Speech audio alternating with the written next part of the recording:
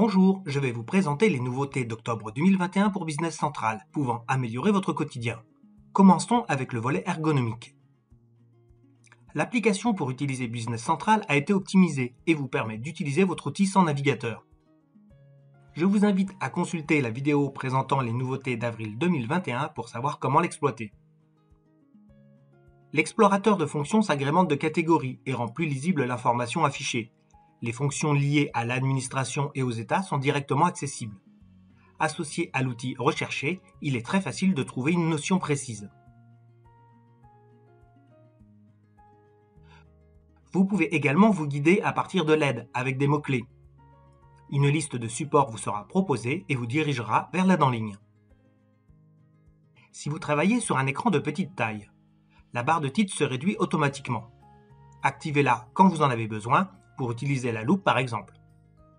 Sur une page liste, cliquez sur un texte identifié par un soulignement en pointillé, vous affiche des informations relatives à la fiche, et pour avoir encore plus de détails, vous offre la possibilité de l'ouvrir. Un nouvel icône est mis à votre disposition pour extraire des informations. C'est grâce à lui que vous pouvez exporter une liste dans Excel, ou si vous êtes connecté à Microsoft 365, envoyer un lien dans Microsoft Teams, à une équipe ou à un utilisateur particulier. Dans un cas comme dans l'autre, le lien est ajouté dans Teams. Ce lien sert à ouvrir directement Business Central au bon endroit. Vous retrouverez cette icône sur les pages listes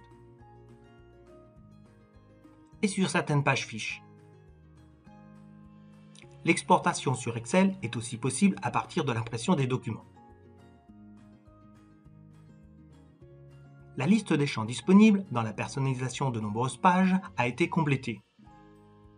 Dans la page d'extraction des livraisons pour une facture via la personnalisation, les champs numéro de commande, date de préparation, numéro de doc externe et vos références peuvent être ajoutés.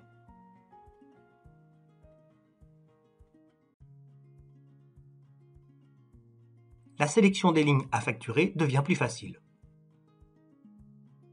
Terminons le chapitre ergonomie avec la possibilité d'activer l'utilisation de la virgule du pavé numérique. Abordons maintenant des évolutions fonctionnelles. La première concerne la gestion des envois d'email.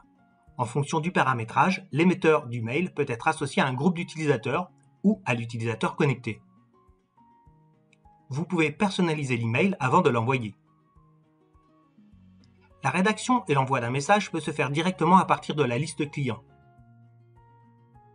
La rédaction peut être simplifiée et standardisée en utilisant un modèle préparamétré, qui peut être modifié ou directement envoyé. Tous les emails envoyés sont classés et stockés dans Business Central. Ils sont consultables à partir de la liste ou de la fiche client. Il peut être renvoyé ou modifié puis renvoyé.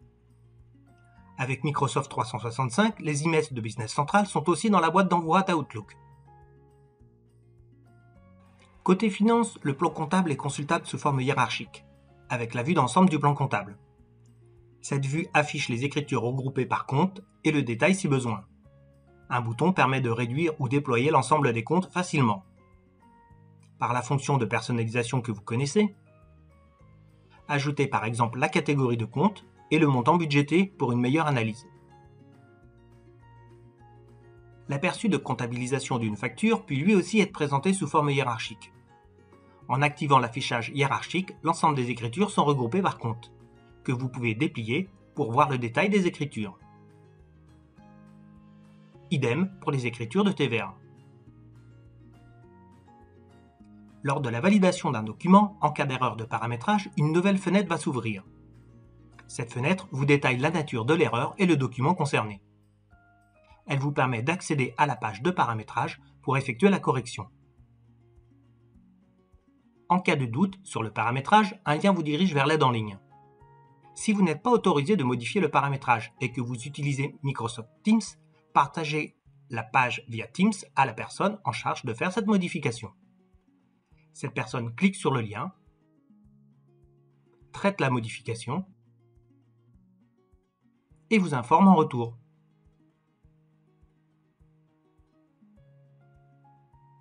Il ne vous reste plus qu'à ouvrir la facture, la valider et l'envoyer à votre client. C'est la fin de cet aperçu des évolutions majeures de cette version. À très bientôt pour une nouvelle vidéo.